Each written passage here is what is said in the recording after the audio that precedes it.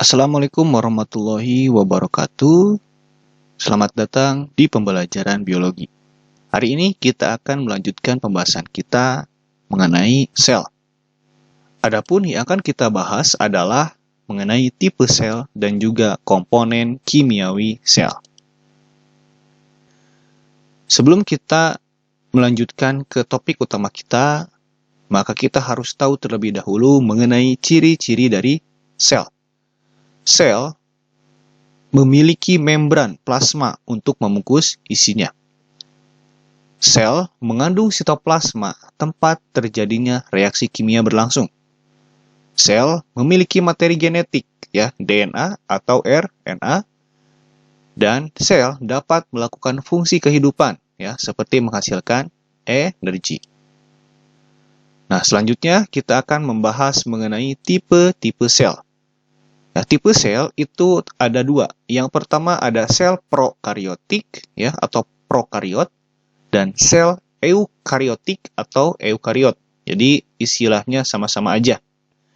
Untuk prokariotik itu berasal dari bahasa Yunani yang mana pro sebelum dan karion inti.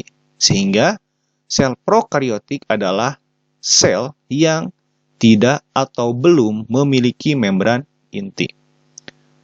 Nah, lalu materi genetiknya itu berupa DNA yang tersebar, dilihat ini DNA-nya tersebar di mana? Di sitoplasma, di cairan sel.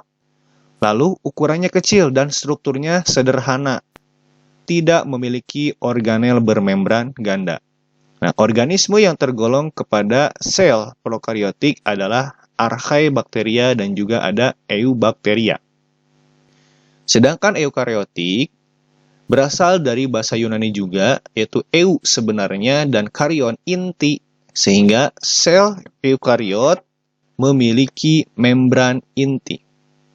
Lalu DNA-nya tersimpan pada nukleus. Nah, DNA-nya itu tersimpan pada nukleus atau inti sel, ukurannya lebih besar dengan struktur yang kompleks. Jadi sudah lengkap organelnya. Nah, untuk organelnya apa saja, kita akan bahas di pertemuan selanjutnya. Adapun organisme yang tergolong sel eukariot atau eukariotik adalah protista, fungi, atau jamur, plantae, tumbuhan, dan atau animalia atau hewan. Setelah itu, kita akan bahas mengenai komponen kimiawi penyusun sel. Ini berupa peta konsep dari komponen kimiawi penyusun sel. Nah, komponen kimiawi penyusun sel itu dibedakan menjadi dua. Ada organik dan anorganik. Nah, untuk organik, dia terdiri dari karbohidrat, protein, lemak, dan asam nukleat. Nah, asam nukleat ini adalah salah satu komponen penyusun dari DNA atau RNA. Lalu kalau anorganik terdiri dari air, garam, mineral, dan juga vitamin. Nah, ini adalah yang harus kamu pahami. Nah, kita akan bahas sekarang komponen kimiawi sel organik. Nah, komponen pertama ada karbohidrat. Karbohidrat berfungsi untuk sumber energi utama dan penyusun dinding sel pada tumbuhan dan bakteri. Lalu ada protein. Nah, protein itu menyusun struktur sel, berperan sebagai enzim, pengangkut, dan antibodi. Lalu ada lipid atau lemak, menyusun utama membran sel, cadangan energi, dan juga perlindungan organ. Asam nukleat itu menyimpan dan mentransmisikan informasi genetik atau DNA dan RNA.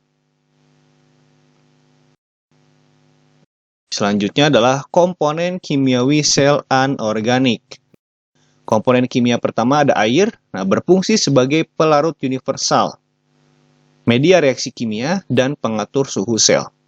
Lalu ada vitamin, berfungsi sebagai katalisator dalam berbagai reaksi kimia di dalam sel.